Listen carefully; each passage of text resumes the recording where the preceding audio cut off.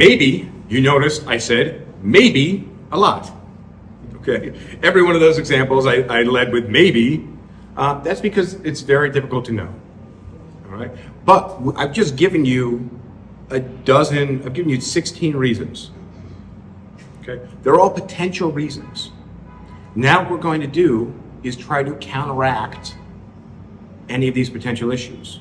So now that you know things that could happen, let's figure out if we can solve them before they happen. Right? Now, if you don't know a reason why somebody might not get back to you, and you're like, oh, they never answered, I never heard from them, and let me move on with my life, and you don't change anything, nothing's going to change.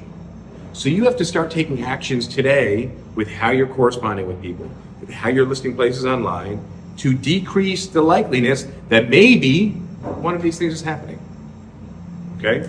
So, first one, get them on the phone. When you have somebody on the phone, you can instantaneously convey more information to them and gather more information from them.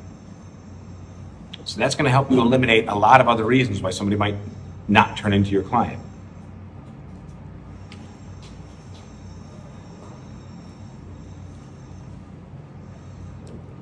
So one of the reasons was maybe they don't like you.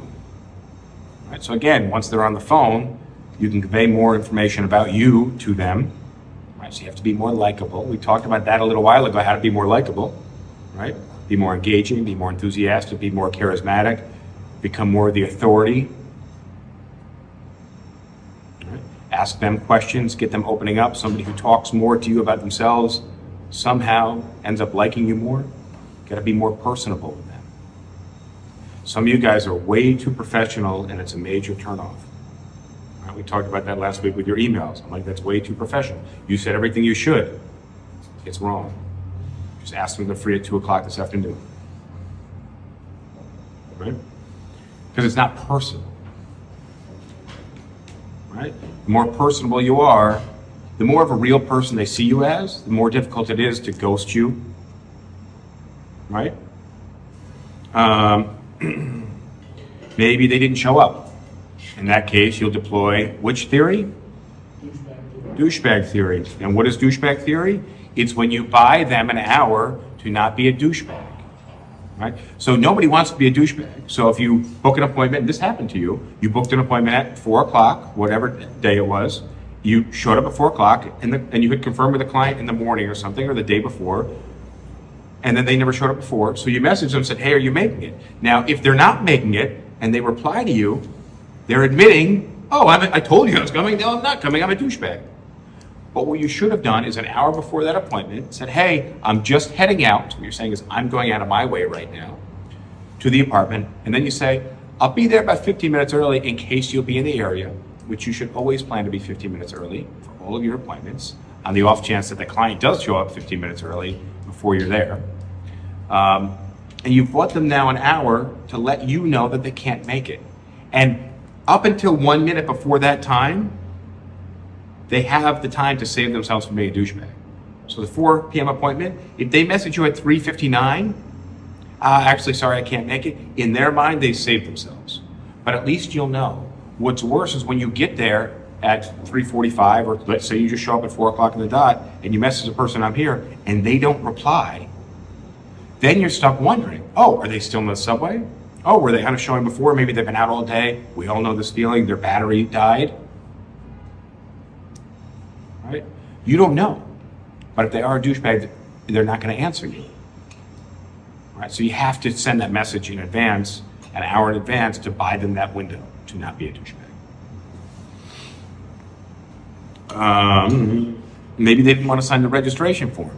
So you have to get really good at explaining what our registration form is.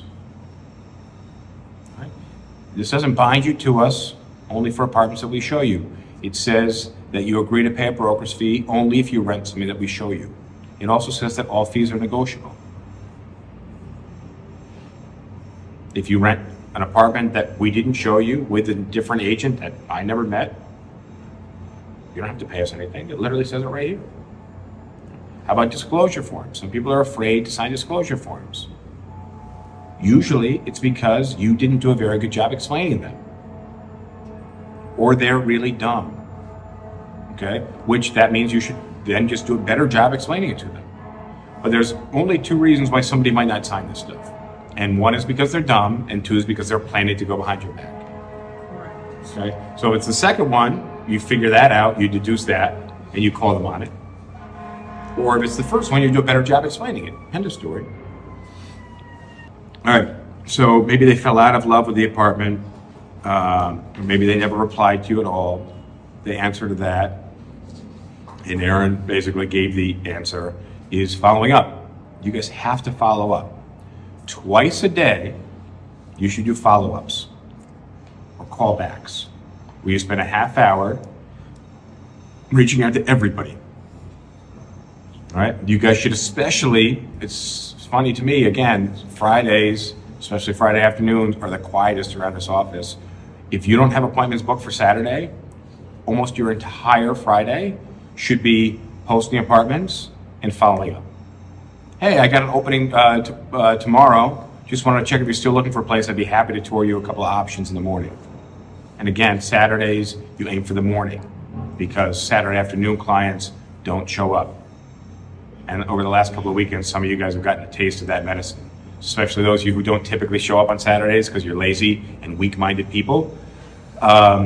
You do go out of your way, you do show up on Saturday. Like, it's funny when I make a joke about it, but it's true, which is what makes it funny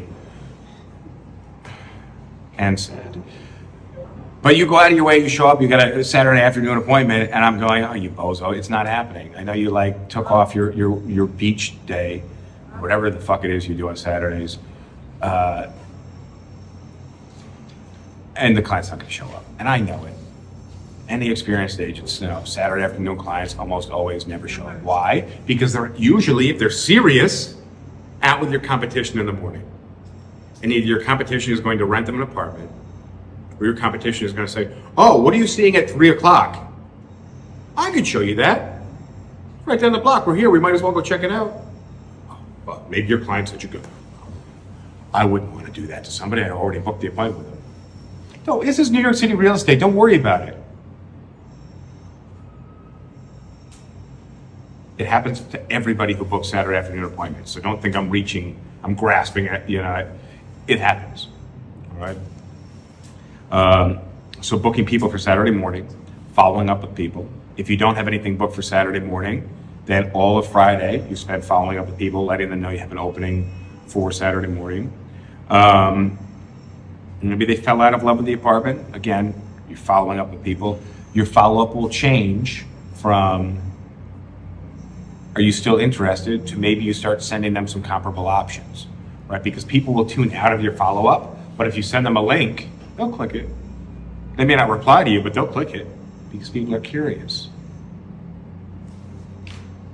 Maybe they saw it for no fee. How can you change that? Well, there's not much you can do to change that, okay? Except maybe not post the full street address, depending on the platform you're listing on, but also finding OP listings and posting the shit out of them. There's always going to be OP listings. There's fewer in the spring and summertime, but they're out there. If somebody sees it and it fits their criteria, there's no reason they would go around you.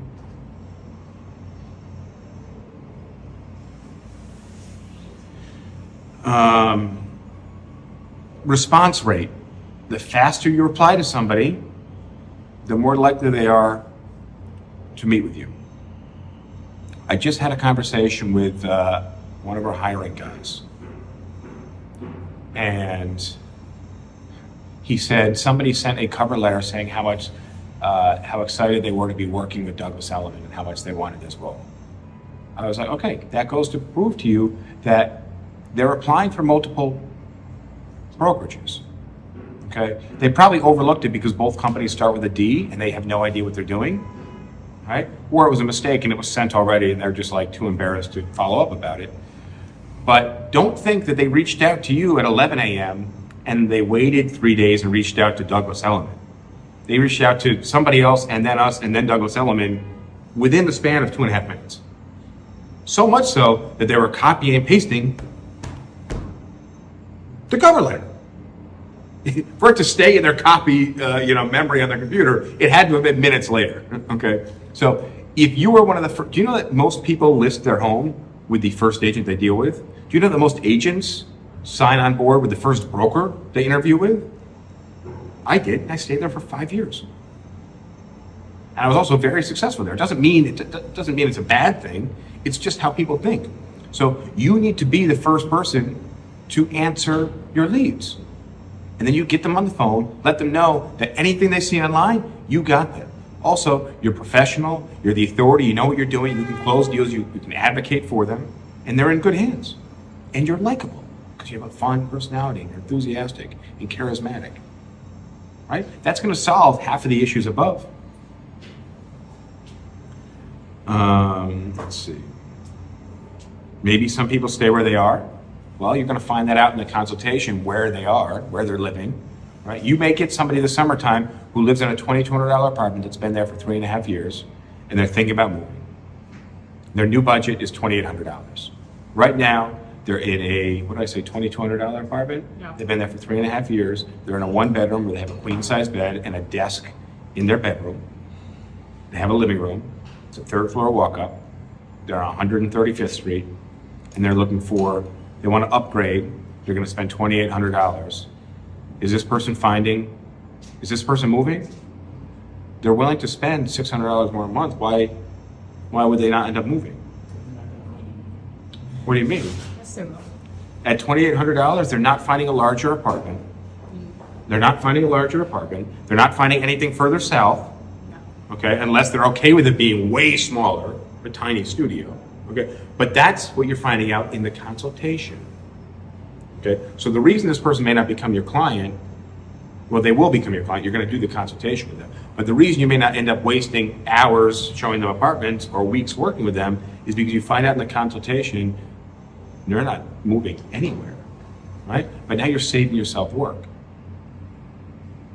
Make sense? So this is all about saving yourself time in the future, right? Time from posting ads where you get leads and you're reaching out to these people poorly, spending all this time generating leads that you never end up meeting with. That's wasted time, right? Maybe they didn't like you. That's another one.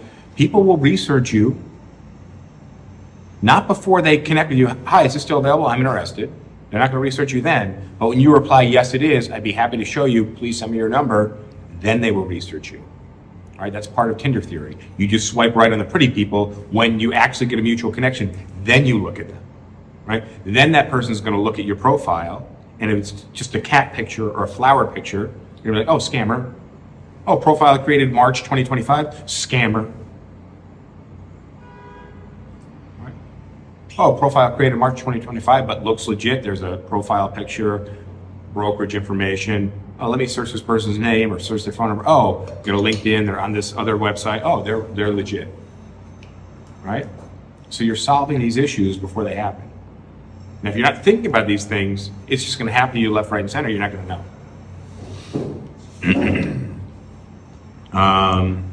Roommates. Somebody has roommates, you gotta make sure that you get on the phone with all of them, right? If 3 or 4 people are gonna be living together, I don't think it would be unheard of for you to end up on a group FaceTime or Zoom call with all of them, right? They're gonna be sharing a fucking toilet for at least a year. These people can share 3 minutes of their time on a FaceTime call with you, okay? I mentioned you being shady or unprofessional. Again, your personality over the phone and your web presence is going to solve some of that. Anything I'm missing? Any look at your reasons why somebody may not end up meeting with you? They died. They died? Yeah, well, that was one I got nothing on. Was there anything I missed?